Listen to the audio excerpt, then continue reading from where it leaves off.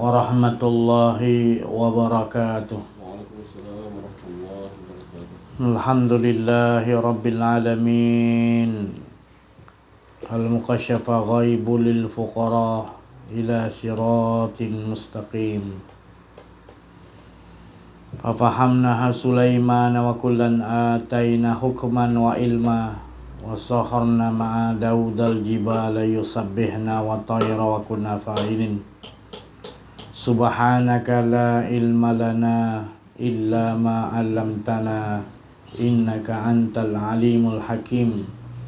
Rabbi shrah li sadri wa yassir li amri wahlul 'uqdatam min lisani yafqahu qawli. Wa sallallahu ala sayyidina Muhammadin wa ala alihi wa sahbihi wa baraka wa sallam. La hawla wa la quwwata illa billahil aliyyil azim. Alhamdulillah, bersyukur kita kepada Allah Subhanahu wa taala. Limpahan kurniaan Allah, rahmat Allah, inayah Allah, hidayah Allah. Kurniaan iman, kurniaan Islam, kurniaan ihsan, kurniaan yang mana kita dapat mengenal Allah dari Allah hingga kita tidak jahil lagi tentang Allah dan tidak was-was lagi terhadap Allah, dan diberikan kurniaan kepada kita ini haqqul yakin dan juga wal kamalul yakin. Alhamdulillah, itu nikmat yang besar yang Allah anugerahkan kepada kita. Dan terutama yang lebih besar daripada segala itu adalah kita mengetahui bahawa kita ini tidak memiliki hidup. Sesungguhnya hidup yang berada pada kita ini adalah menceritakan kehidupan yang Allah hendak ceritakan dan Allah hendak kisahkan untuk Dia memberitahu kepada kita bahawa kita harus mengenali dirinya. Mana segala apa pun adalah untuk kita mengenali dirinya lah yang esa. Dirinya adalah yang tunggal. Dirinya lah yang memerintah. Dirinya lah memiliki malik, iaitu kerajaan-kerajaan yang di mana seluruh kerajaan-kerajaan yang diberikan semuanya tunduk di bawah kerajaan kekuasaan Allah Subhanahu wa taala, zat yang wajib al-wujud. Alhamdulillah, bersyukur kita kepada Allah Subhanahu wa taala. Masih lagi Allah memberikan kita hidup, di mana hidup ini kita melalui segala apa skrip-skrip yang telah Allah Subhanahu wa taala tentukan kepada kita. Dan sekiranya lah saya ini atau kita ini yang sudah mengenal diri, mengenal Allah, masih lagi menonjolkan watak keakuan diri, maka kita telah menyembunyikan sesuatu seperti kita menyembunyikan matahari. Dari itu kita tidak boleh lagi, apabila kita telah mengenal diri, mengenal Allah, maka diri kita telah binasa, dan bahawasanya segala yang wujud adalah wujud Allah Subhanahu wa taala yang bersifat keesaan, yang bukanlah ia itu banyak, tetapi sifat ketunggalan, sifat keesaan itu meliputi atas segala sekalian alam ini, menunjukkan ialah yang esa, tidak ada duanya. Alhamdulillah, walau kita dapat duduk di situ, maka terang benderang, nyata dan jelas, mubina, iaitu Dia aja yang ada, yang kita rasai. Itulah tempat nikmat segala nikmat yang mana Rasulullah sallallahu alaihi wasallam lebur ketika Isra wal Mi'raj dengan Allah Subhanahu wa taala, dengan tangan kekuasaan Allah, di mana tidak ada lagi Muhammad, yang ada adalah zat Allah Subhanahu wa taala, asyik berasyik, kekal abadi, azali dan abadi, berjalan terus keasyikan keesaan Allah Subhanahu wa taala. Setelah kita diberi kenal oleh Allah dari sisi minallah, maka tetaplah kita berada di situ dan bermohonlah kepada Allah Subhanahu wa taala supaya kita ini dapat terus menjaga dengan izin Allah Subhanahu wa taala, dengan kurniaan dan rahmat Allah Subhanahu wa taala. InsyaAllah sekiranya kita terus berada di dalam keadaan penafian keakuan diri kita, maka terus meneruslah kita berada di dalam kenikmatan, keleburan, kefanakan, keasyikan di sisi Allah Subhanahu wa taala, yang tak ada lagi keasyikan apa pun dan tak ada lagi kenikmatan yang dapat menandingi kenikmatan lebur di sisi Allah Subhanahu wa taala dengan tangan kekuasaan Allah Subhanahu wa taala. Inilah jalan yang mencapai kepada jalan kemenangan, yang seperti mana difirmankan oleh Allah Subhanahu wa taala dalam surah Al-Fat, inna fatahna laka fathan mubina. Makna dia Allah Subhanahu wa taala telah menganugerahi Nabi Muhammad sallallahu alaihi wasallam dan orang-orang yang mengikuti Nabi Muhammad sallallahu alaihi wasallam, yang mana dia telah lebur, dia tidak ada lagi keakuan diri, dan inilah kemenangan yang nyata dan jelas. Maka ini yang harus kita pahami dan kita pegangi akidah ini, supaya tiada sentiasa keakuan diri kita di mana pun kita berada, ataupun terus menerus kita menjaga, menetapkan supaya jangan lagi ada wujud rasa diri itu, ia terus merasakan yang wujud hanya Allah, dan jagalah ia hingga ke akhir hayat kita, hingga terus menerus selagi diberikan kepada kita kehidupan. Inilah yang dinamakan ketenangan yang abadi, insya-Allah. Dengan jalan inilah yang akan mencapaikan jalan ketenangan, tidak ada jalan lain lagi. Dari itu marilah kita sama-sama mengajakkan, setelah kita mendapatkan kurniaan di sisi Allah Subhanahu wa taala ini, marilah kita bersama-sama untuk mengajakkan kita dan juga yang lain-lain, kita ajakkan untuk mengesakan Allah Subhanahu wa taala. Jadi itulah ala tujuan sebenar. Jangan sampai kita tertipu. Tidak pula dalam keadaan sekarang ini, manusia yang pada akhir penghujung zaman ini lebih berkehendak kepada kehendak keakuan diri. Bila mereka berkehendak lebih kepada keakuan diri, maka mereka ini berada di dalam kerugian. Mereka ini berada di dalam azab. Mereka ini berada di dalam kemalangan yang lebih berat daripada segala kemalangan. Dari itu insaflah. Dari itu kita marilah sama-sama berjuang untuk mengajak manusia-manusia yang banyak sekarang ini lalai. Dia tidak mahu, ala tujunya tidak mahu kepada Allah Subhanahu wa taala. Dia menyebut nama Allah, tetapi ada sesuatu yang dia hendak kepada Allah. Ini juga satu kesyirikan. Ini juga satu penyembahan yang membawa kepada ada selain Allah lagi, iaitu ada lagi kehendak-kehendak hawa nafsu kita.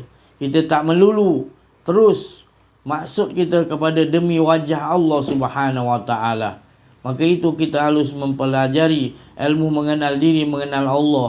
Kerana kita tidak sedar kalau sekiranya kita tidak mempelajari ilmu mengenal diri, mengenal Allah kepada orang arifin billah yang telah Allah Subhanahu wa taala kurniakan mereka ini jalan, iaitu Mahdi, yang dapat petunjuk daripada Allah dan dapat memberi petunjuk dengan izin Allah Subhanahu wa taala.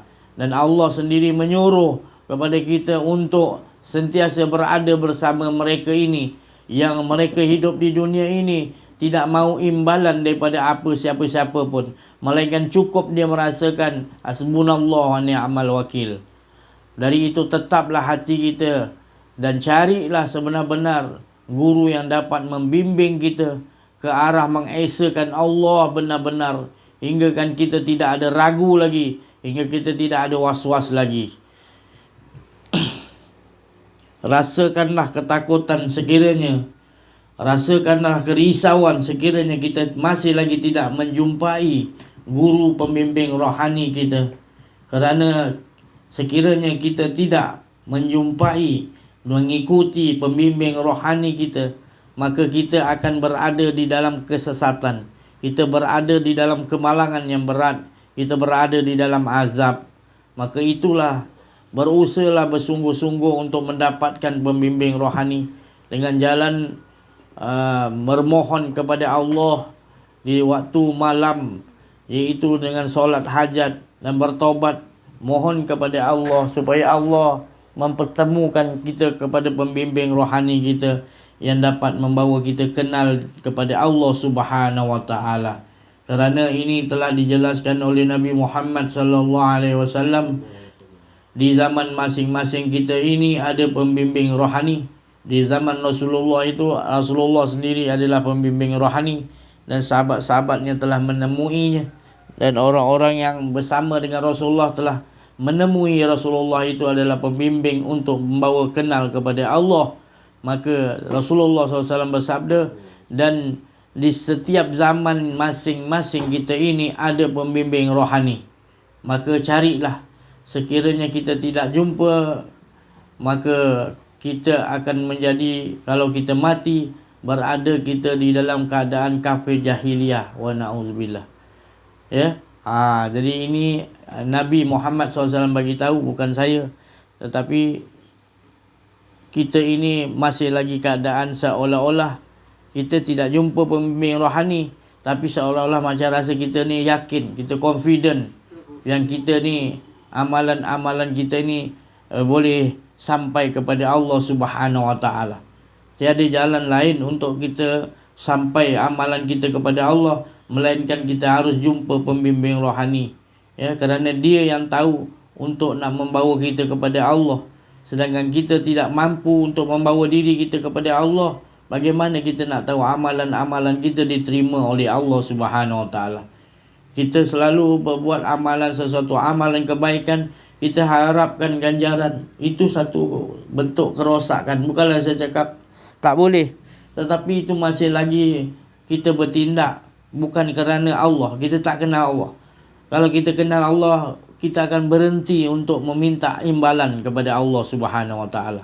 Kerana cukup puas. Kita bukan dapat syurga dah, kita dapat pemilik syurga. Kita dah kenal pemilik syurga, dan kita nak berkehidupan dengan Allah, kita tak mahu ada keakuan diri. Berkehidupan dengan Allah itu adalah hilangnya rasa keakuan diri. Tapi kalau kita masih rasa lagi ada keakuan diri, kita telah menyembunyikan. Kita telah menyembunyikan ibarat cahaya matahari. Kita telah menutupi untuk kita tidak mengenal Allah. Padahal Allah dah jelas mengenal, faham, membuktikan Allah tu dah memang nyata. Tetapi kita masih menyembunyikan bahawa ada keakuan diri tu, maknanya kita dah menyembunyikan. Dari itu bertaubatlah, menyesallah, seriklah, kembalilah kepada Allah Subhanahu wa taala. Siapa-siapa pun yang mendengar dalam YouTube ini, maka dengarkanlah. Ini bukan saya nak menyembunyikan, tetapi saya nak menyuluh supaya semua pendengar-pendengar YouTube sedar, kembali kepada Allah benar-benar. Berkehidupanlah dengan Allah yang penuh nikmat. Berkehidupan dengan Allah ni cukup nikmat. Maka kalau kita di dunia kita tak dapat berkehidupan dengan Allah, rugi kita. Sebab yang apa yang ada kat dunia ini adalah hanya perhiasan sementara je, terlalu singkat sangat. Jadi yang kekal, walal akhiratu khairun laka minal ula. Yang tetap kekal adalah akhirat tu lebih baik daripada sekarang ini, iaitu Allah Ta'ala. Jadi rasailah, bila kita telah menemui pembimbing rohani, maka kita akan mendapat nanti kenikmatan yang besar di sisi Allah. Maka di situlah baru kita tahu mengapa tidak daripada dulu kita memilikinya. Itu saja yang boleh saya bagi tahu, kerana ini adalah nikmat yang paling besar. Tak dapat nak diungkapkan nikmat-nikmatnya berkehidupan dengan Allah Subhanahu wa taala. Hingga kan Nabi Muhammad SAW disuruh menceritakan banyak mana nikmat-nikmat tu yang Allah Taala berikan di sisi Allah. Bukan nikmat-nikmat yang kita kecapai yang bersifat material ni, tetapi bersifat rohaniah tadi. Nikmat dia ya, dengan Allah lebur, Allah Ta'ala lebur, hilang keakuan diri. Nikmatnya tu tadi, Wa amma bi ni'mati rabbika fahad. Sampai Allah Ta'ala suruh Nabi Muhammad ceritakan, tak kira Abu Jahal ke orang jahil ke, ceritakan. Sebab nikmat ni tadi jangan kau sembunyikan. Nikmat kau bersama Allah tu, rasa kau dah kenal diri, kenal Allah tu, nikmatnya tadi, ya Allah, sampaikan, menunjukkan tadi. Kita tak nak orang lain tak dapat, kita nak orang lain juga dapat nikmat tu dengan Allah Subhanahu Wa Taala. Kita berjalan, kita rasakan Allah yang gerakkan. Kita nafas, kita naik, turun, kita rasakan Allah yang naikkan, Allah turunkan, Allah berhentikan. Kita bercakap ni, kita betul-betul rasa Allah yang keluarkan kalam ni, bukan kita. Allah yang berikan kita kehendak untuk kita ke sini. Semua kita rasa setiap masa 24 jam tafakaru. Dia aja. Memikirkan, merasakan Allah. Tak ada lain dalam kehidupan kita. Hingga kan siapa yang dekat dengan kita, siapa yang berada dengan kita, seolah-olah akan menjadi disuluh dengan cahaya Allah Subhanahu Wa Taala. Ibarat kita ni adalah tiang-tiang lampu cahaya yang menerangi kawasan yang gelap. Di mana kita pergi pun, orang-orang yang sentiasa hilang keakuan diri dan sentiasa dia memancarkan nur zat Allah Subhanahu Wa Taala, dan terus nur Muhammad menyinari sekalian alam ini. Orang-orang yang begini adalah pengganti Rasulullah SAW. Bukanlah pengganti bahawa dia tu Nabi, tapi Rasulullah kata dia adalah penggantiku untuk menyuluh sekalian alam ini. Jadi beruntunglah kalau orang yang menjumpa pembimbing rohani ini, dia akan menyuluh daripada batin rohani kita, terus menyuluh hingga terzahir kita, hingga kita dapat melihat dengan jelas dan nyata keagungan, keesaan Allah Subhanahu Wa Taala, hingga kita berada asyik di sisi Allah, hingga tak mau ada rasa keakuan diri kita. Itulah nikmat yang paling besar. Saya rasa cukup sampai situ dulu, insya-Allah. Kita minta pencerahan daripada Al-Ustaz Fal Al-Fadil, Ustaz Auza'i Al-Masri dan juga Syekh Latif, insya-Allah. Ilma lana illa ma 'allamtana innaka antal alimul hakim. Subhanaka la ilma lana illa ma 'allamtana innaka antal alimul hakim. Alhamdulillah.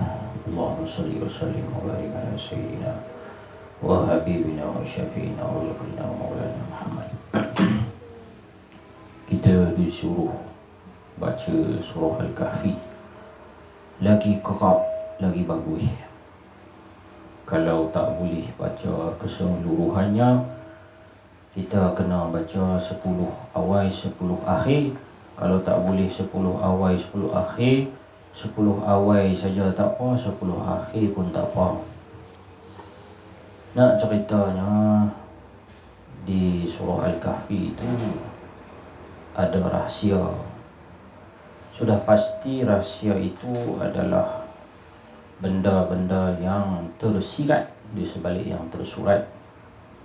Bukan baca saja. Disebabkan ada hadis di akhir zaman nanti akan muncul satu puak yang bacaan mereka itu tersangkut di tengkok itu. Naik tidak, turun pun tidak. Dia baca kan, bila baca sangkut. Macam kita makan lekat, kata turun bawah masuk perut. Jadi bila kita baca Quran, dia sangkut. Dia Quran tak masuk dalam perut lah, dia masuk dalam hati, tapi sangkut tang ni. Jadi puak ni dia rajin baca Quran, tapi tidak mengambil kefahaman. Jadi maksud hadis tu, kita janganlah jadi lagu tu. Kita biar kita baca Al-Quran tu mau ada kepahaman. Jadi di dalam surah Al-Kahfi ini Allahumma salli ala sayyidina Muhammad, ada satu cerita tentang Allahumma salli ala sayyidina Muhammad, pertemuan Nabi Musa dengan Nabi Khidir. Pertemuan Nabi Musa dan Nabi Khidir. Ketika itu Nabi Musa dah jadi Nabi dah, bukannya belum jadi lagi. Nabi Musa ketika itu maqam dia adalah seorang Nabi.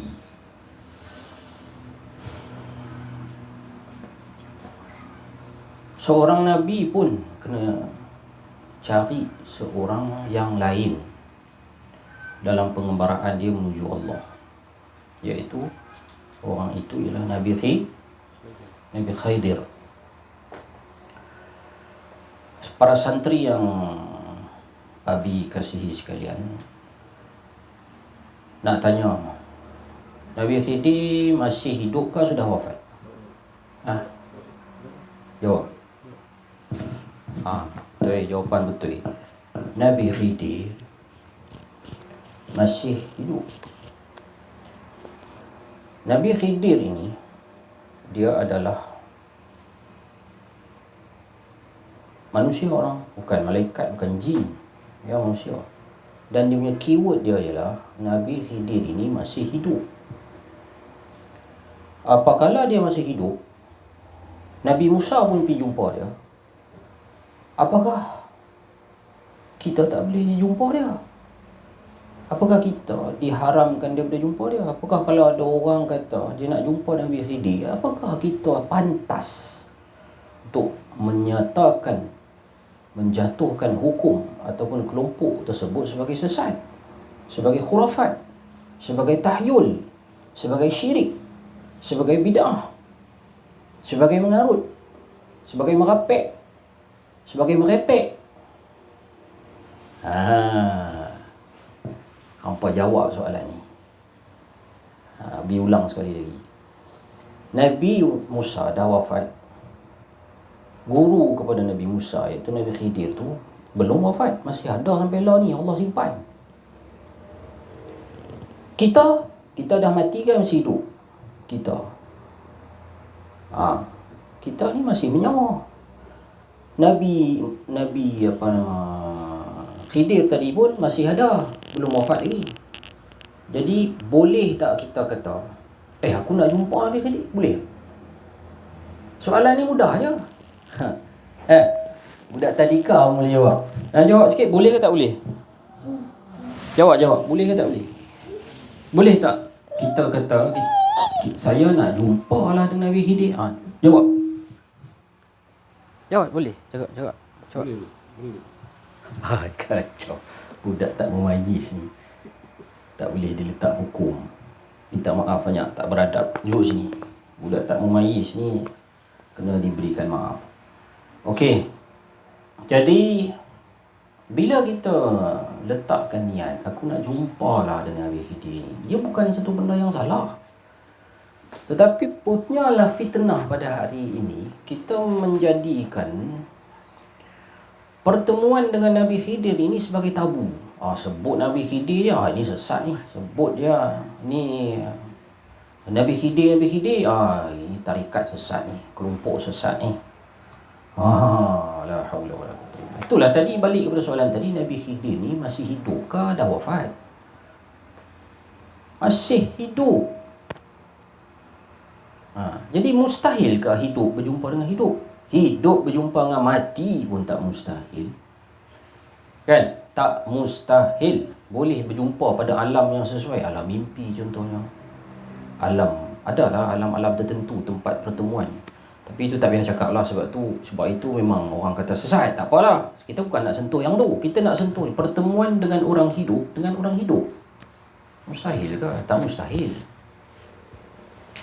Jadi persoalannya seterusnya, nombor 2. Habis bab tu, masuk bab nombor 2. Apakah maknanya Allah simpan Nabi Khidir masih hidup? Apa sebabnya Allah simpan Nabi Isa masih hidup? Apa sebabnya? Apa rahsianya? Pernah tak kita tanya soalan ni? Allahumma salli ala Muhammad. Jadi Nabi Khidir ini sebagaimana yang diletakkan clue di dalam Quran, Nabi Khidir ni diberikan ilmu oleh Allah, ilmu yang merupakan ilmu rahsia yang sulit dan juga ketat. Ilmu ini nama dia ilmu mengetahui masa hadapan. Ilmu ni Nabi Khidir diberikan oleh Allah, setakat mana yang diberikan oleh Allah lah, Allah saja yang tahu masa depan. Kan? Wa indahu mafatihul ghaibi la ya'lamuha illa hu. Allah Ta'ala saja yang tahu. Tapi nampaknya di kalangan semua makhluk Allah, kecuali Nabi Muhammad lah. Nabi Muhammad Nabi Muhammad ni guru kepada Nabi Khidir juga. Tu lain bab lah tu, tak nak sentuh bab tu. Nabi Khidir ini sebagaimana clue yang diberikan di dalam Al-Quran, baginda tahu tentang perkara-perkara yang akan berlaku di masa hadapan. Perkara yang berlaku di masa hadapan itu sampai ke tahap begitu ekstrim, iaitu membunuh seorang budak. Jadi apabila Nabi Khidir bunuh seorang budak, disitulah detik perpisahan antara Nabi Musa dan juga Nabi Khidir. Sampai Nabi Khidir halau Nabi Musa. Cukup lah takat ni. Hang memang tak apa ayat tu, la yastati'a sabra ke apa, lan tastati'a sabra, lan tastati'a ma'iya sabra. Kan, kau takkan dapat sabar bersama aku, lan tastati'a sabra. Tapi Nabi, walau bagaimanapun, Nabi Khidir memberikan juga takwilan pasal apa yang dia pergi bunuh budak tu. Okey, tak apalah. Yang itu tu para ulama pun ada mentafsirkan membunuh itu sebagai bukan membunuh, tafsiran dia yang boleh kita pakai lah membunuh keakuan diri, membunuh kekafiran di dalam diri sendiri. Yang itu tafsiran untuk aplikasi dalam dunia hari inilah, bukan tafsir zahiri iaitu boleh bunuh orang lain. Salah, itu tafsir batini. Tafsir yang realiti, praktikal, bunuh budak tu, para ulama tasawuf mentafsirkan membunuh kekufuran di dalam diri, membunuh keegoan, membunuh kesombongan, membunuh bongkak keegoan, kerana itu dikira sebagai kufur, tidak layak masuk dalam syurga.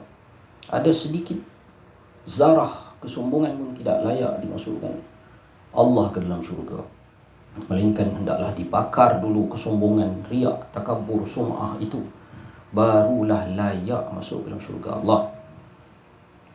Balik kepada apa yang kita nak perkatakan, iaitu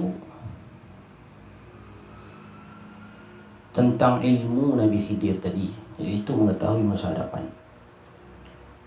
Para santri yang dirahmati Allah sekalian, sekarang ini pihak musuh Allah, musuh Islam, mereka ini berebut-rebut nakkan maklumat. Mereka mencuri profil kita, mereka menjual ID kita, bahkan mereka berusaha untuk menanam identifikasi ke dalam tubuh kita melalui berbagai cara, melalui bermacam-macam cara, sampai ke tahap tu meletakkan ID untuk urusan kewangan, untuk urusan transaksi dan sebagainya. Untuk semua tu perkara yang dia buat tu untuk satu sebab. Musuh Allah ini sebenarnya dia nak jadi Allah. Musuh Allah ni sebenarnya dia nak jadi Tuhan. Sebab tu clue dalam movie yang mereka buat,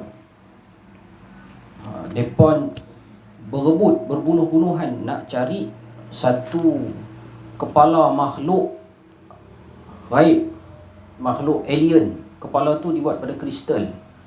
Apa tajuk filem tu? Indiana Jones ke apa? Jadi siapa yang dapat kepala tu, kepala kristal tu, kepala di belakang dia panjang, otak dia panjang, dia akan menguasai keseluruhan maklumat di dunia yang semua ada. Tengok cerita X-Men pula. Dia ada satu kubah Profesor Magneto apa? Profesor apa tah nama tu. Dia bila dia masuk dalam kubah tu, semua panel-panel ni akan jadi dia punya alat untuk mencerap seluruh maklumat. Dia boleh pergi waktu tu juga dia menguasai fikiran orang, dia boleh merasuk dalam orang tu untuk buat apa yang dia nak. Semua orang atas muka bumi ni dia boleh akses. Profesor apa nama tak yang botak tu. Alat tu pun ada nama dia. 2. 3 clue yang seterusnya dalam movie Lucy tu. Apabila dia makan dadah warna biru tu, dia meningkatkan potensi akal dia.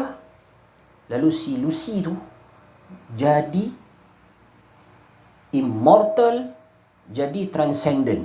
Apa immortal dengan transcendent ni sifat siapa? Sifat Tuhan. Dia nak jadi situ dengan cara menggunakan fungsi akal 100%. 3. Lepas tu banyaklah dengan realiti dunia yang pada hari ini memberikan clue kepada kita bahawa orang kafir, musuh-musuh Allah ni, penyembah-penyembah syaitan ni, pengikut-pengikut Dajjal ni, sebenarnya mereka ni nak jadi macam Tuhan. Ataupun secara cakap lepasnya, mereka ni nak jadi Tuhan lah. Nak menguasai alam dengan menguasai maklumat. Rupanya kita terlupa. Kita dah ada benda tu. Allah kasih kita Nabi Khidir untuk menjadi bekal kepada umat akhir zaman ni. Jangan bimbang kalau nak tahu masa depan. Allah dah kasih kita Nabi Khidir. Kita ni ada Nabi yang masih hidup, yang boleh. Tidak mustahil Nabi Khidir itu bersama dengan sesiapa saja, kerana Nabi Khidir masih di alam bumi, belum wafat. Nabi Isa memang belum wafat, tapi dia di alam langit. Dia belum diisytiharkan sebagai turun. Tapi Nabi Khidir bersama kita, dan Nabi Khidir ini menanggung satu ilmu yang sangat tinggi, iaitu mengetahui masa hadapan, ilmu yang nak dikuasai oleh musuh Allah daripada blok Dajjal ni. Dia pun nak sungguh dengan kemampuan mengetahui apa yang akan berlaku.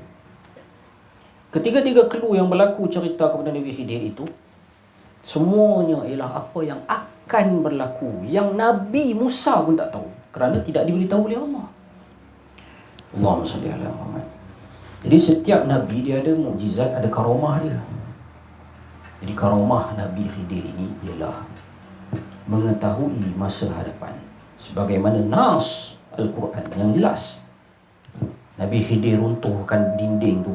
Nabi Khidir kata tang tu ada khazanah yang akan digunakan oleh orang oleh generasi seterusnya.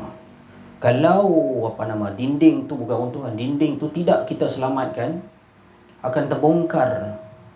Khazanah tu akan terboseh. Khazanah tu akan terbongkar, orang tahu, orang ambil. Sedangkan khazanah tu untuk orang lain. Nombor 2. Nombor 3, Nabi Khidir bocorkan kapal. Nabi Musa komplain lah, bocorkan kapal ni. Buat apa kita nak pergi sekali lagu mana? Hang sabar, aku ni sekali lagi ni ada raja nak rampas kapal kita ni. Dia tengok elok dia rampas, dia tengok bocor tak rampas. Dia dah belah, kita tampung balik, cedok ayat keluar. Faham? Ahmad Taha faham? Allahumma salli ala Muhammad. Nak cerita di situ, nak kuatkan iman. Jangan lekeh, jangan berasa lekeh dengan orang kafir yang menguasai. Mereka ada Google, mereka ada Yahoo, mereka ada internet, mereka ada elektrik, mereka ada teknologi. Hai, kita ada Nabi Khidir. Siapa, mereka sini kata, kafir ni kata, siapa yang menguasai maklumat, dia akan menguasai dunia. Kita ada Nabi Khidir, bukan maklumat saja yang Nabi Khidir ada. Apa yang akan berlaku sudah diberikan clue oleh Allah Nabi Khidir. Sebab itulah Allah Ta'ala ni yang Abi rasa Allah Ta'ala simpan Nabi Khidir. Maka tak salah kalau ada niat, ya Allah, temukanlah aku dengan Nabi Khidir. Punyalah jadi tabu benda ni sampai kita tak pernah doa, ya Allah, temukanlah aku dan Nabi Khidir. kerajaan kata sesat, JAKIM kata sesat ke apa nama, sesat kita sesat. Abi pun tak tahu tarik balik JAKIM tu. Mungkin JAKIM tak ada kata pun kan. Ada, tapi makna kata jadi tabu Nabi Khidir je. Sesat. Jadi penjelasan tentang Nabi Khidir tadi, begitu cerita dia. Kalau orang tu doa, ya Allah, bagilah aku rezeki berjumpa dengan Nabi, tak salah. Walaupun ada grup-grup yang memang sesat, kata semalam aku jumpa Nabi Khidir suruh bla bla bla bla bla. Yang tu mungkin baru boleh kata sesat. Tetapi secara ilmiahnya, berdoa, ya Allah, temukanlah aku Nabi Khidir, benda tu tak sesat. Benda tu tidak sesat, benda itu harus. Apa salahnya kita mempunyai impian untuk bertemu dengan Nabi Khidir? Apa salahnya, nak tanya ustaz-ustaz, para asatizah, ulama, mufti sekalian. Nabi Khidir ini masih hidup. Para ulama Ahlussunnah wal Jamaah sepakat bahawa Nabi Khidir ini adalah orang yang masih hidup. Minta maaf terlajak terkata terlebih bicara. Wassallallahu ala sayyidina Muhammad wa ala alihi wa sahbihi wa barakatuh. Alhamdulillah rabbil alamin.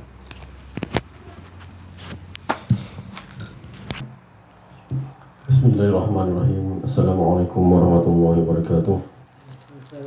Bersyukur kita kepada Allah Subhanahu wa taala kerana dengan limpah kurnianya, rahmatnya, inayahnya, kasih sayangnya dapat kita bersama-sama mendengar tentang pencitraan Allah Subhanahu wa taala, keagungan Allah Subhanahu wa taala, keasyikan Allah Subhanahu wa taala, seperti mana bila kita menyebut asyik kepada Allah Subhanahu wa taala, seperti mana dia asyik pada diri dia. Dia tidak memerlukan makhluk untuk asyik pada diri dia. Dia teguh dengan diri dia sendiri. Itu yang sebenarnya yang kita harus kita fahami sebenar-benar diri keesaan Allah Subhanahu wa taala. Jadi hal itu juga kita tetap tak lain, tak lari daripada tajuk kita, iaitu kenal diri, kena mengenal diri, mengenal Allah, menafikan keakuan diri kita, menyatakan semua yang ada semua di atas keesaan Allah Subhanahu wa taala. La ilaha illallah.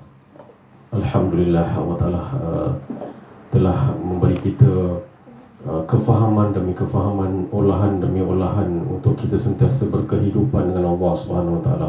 Apabila kita mengenal diri, mengenal Allah, apabila kita sebut berkehidupan dengan Allah je, maknanya dah nafi dah diri kita. Itu disebabkan rahmat Allah Subhanahu wa taala. Kita tak ada daya upaya untuk kita nak menghilangkan keakuan diri, melainkan dengan rahmat Allah, melainkan dia juga yang membinasakan keakuan diri kita. Tapi kita ni itulah Allah Ta'ala ajar semua, Allah Ta'ala Subhanahu wa taala ajar, Nabi Muhammad SAW ajar, nafikan keakuan diri kita, nafikan yang ada hanya Allah. Semua kita kena imani dalaman tu. Dalaman tu kita kena imani betul-betul bahawa yang ada hanya Allah, yang wujud hanya Allah, yang hidup hanya Allah. Kita ni yang hidup ni, jangan menyatakan kita yang hidup, tapi yang hidup ni menyatakan, mentajalikan dia tu yang maha hidup, bukan hak kita. Itulah hak Allah Subhanahu wa taala. Jelas saya cakap, jelas apa ustaz cakap tentang benda-benda ni semua jelas, tak ada yang bengkang-bengkok pun tak ada, jelas. Tak ada dikatakan wahdatul wujud, tak ada. Sebab Allah Subhanahu wa taala seperti yang dikatakan sebelum ni, laisa kamitslihi syai'un fil ardi wala fis sama. Allah Taala tidak boleh diseumpamakan. Malah Firaun yang dulu yang katakan dia adalah Tuhan yang paling tinggi pun tidak boleh diseumpamakan. Seperti Ustaz yang beritahu tadi, maklumat kalau Yahudi ni tak ada sumber maklumat, maknanya dia boleh merangkumi semua pegang dunia ni. Kononnya one world order, kononnya. Saya nak cakap, saya tak heran dengan perkataan one world order, saya tak heran. Sebab keagungan kerajaan Allah ni semua bergantung kepada Allah SWT. Kita ni bergantung kepada Allah SWT, bukan one world order. Itu sebab betul dia apa? Diperkukuhkan diri kita. Saya kagum dengan ulama-ulama yang mempertahankan, ulama-ulama bukan ulama yang tak cakap benda ni. Saya sebut terus terang, ulama seperti PPIM, itu semua ulama-ulama yang terkemuka bagi saya, ulama yang mempertahankan PPIM, yang terbaru ni, GPMC, bukan terbaru lagi, sebelum-sebelum ni GPMC, founder dia tu semua mempertahankan. Ustaz apa Ustaz Nur Azman Ustaz Nur Azman salah satu dia. Dia mempertahankan, dia menceritakan tentang akhir zaman, bagaimana. Itu sebenarnya. Jadi sama-sama kita berdoa, ulama-ulama sebegini yang seperti PPIM, GPMC dan sebagainya dapat kita sama-sama bergabung, insya-Allah. Mudah-mudahan Allah Ta'ala memperkukuhkan kita supaya kita bersama-sama bergabung dan dalam tak lain mentauhidkan Allah SWT. Apabila kita pegang yang sebenar-benar, yang ini dikatakan la ilaha illallah Muhammadur Rasulullah, maka kita akan dikatakan la ilaha illallahu bizni, dalam hadis kursi la ilaha illallahu bizni, pembenting. Allah akan bagi pembenting, insya-Allah. Sekian daripada saya. Wabillahi. Assalamualaikum warahmatullahi wabarakatuh. La haula wala quwwata illa billah. Allahumma shalli ala sayyidina Muhammad.